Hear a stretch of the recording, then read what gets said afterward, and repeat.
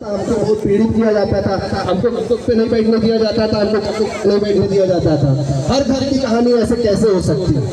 क्यों नहीं आप अपने परिवार के और अपने जो बुजुर्ग लोगों के संघर्षों की बात है उन पे यकीन करते हो?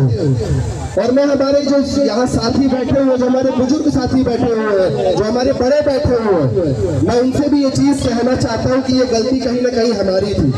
जो हमारी पहली पीढ़ी थी, जिन्होंने सामंतवादी से टक्कर लेने का काम किया, जिन्होंने लड़ाई लड़ने का काम किया, उन्होंने अपनी दूसरी पीढ़ी को कहीं ना कहीं इसके बारे में जानकारी देने का भी काम किया था। उन्होंने उनको सावधान करने का भी काम किया था कि अगर आप सावधान नहीं रहोगे यही आपकी दोबारा गुलाम हो जाएगी। लेकिन जो हमारी दूसरी पीढ़ी थी उसने कहीं ना कहीं इस काम में चूक कर दी और उन्होंने हमारे प्रेरित करने का और हमारे युवाओं को जो है सामाजिक ज्ञान देने का काम नहीं किया था, जिसका नतीजा आज ये है कि हमारा युवा एक कोरा कागज था जिस पर भाजपा ने अपनी हमारे युवाओं की विचारधारा को बदलने का काम कर दिया।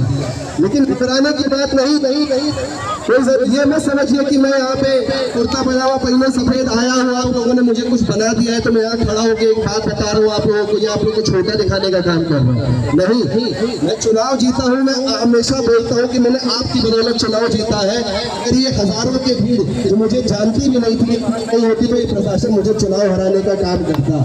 लेकिन मैं ये भी मानता हूँ कि बापू जी की तरह आपने मुझे एक जिम्मेदारी भी दी और मेरी ये जिम्मेदारी ये है कि जब हमारा युवा और हमारा समाज अगर भटकता है, अपने सही राह से गलत राह पे जाता है, तो उसको सही लाने का भी जिम्मेदारी हमारी ही बनती है और उसको समझाने की जिम्मेदारी भी हमारी ही बनती है। और मैं वही करना चाह रहा हूँ। मैं किसी युवा को यहाँ पे इज्जत नहीं करना चाह रहा हूँ, ना ही मैं किसी को छोटा दिखाने की कोशिश कर रहा हूँ, पर मैं इतना समझाना चाहता हूँ कि जैसा अभी मेरे आदरणीय पिताजी ने कहा कि अगर हर युवा सिर्फ अपने अपने परिवार को संभालने की जिम्मेदारी उठा ले, सिर्फ अपने अपने गाँव को संभालने की जिम्मेदारी उठा ले, तो कोई माई का लाल ऐसा पैदा नहीं हुआ जो आपको हमेशा दबा के रख ले और आप अपने मन का काम और अपने परिवार के मन का काम करने से आपको कोई रोक नहीं सकता।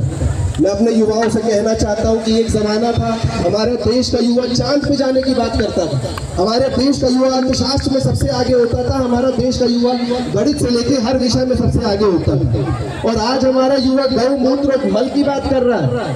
क्या हमारे पूर्वजों ने गौमूत्र और मल के लिए हमारा खून बहाया है?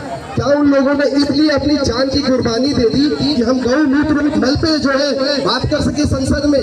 इसलिए नहीं दिया उन लोगों ने कुर्बानी। उन लोगों ने कुर्बानी इसलिए दी थी कि आप आजाद भारत में जिंदा रहो, आप आजाद भारत में अपनी विचारधारा के साथ से अपने समाज और परिवार को आगे बढ़ाने का काम करो, न कि जो दोबारा गुलामी की ओर जाने का काम करो।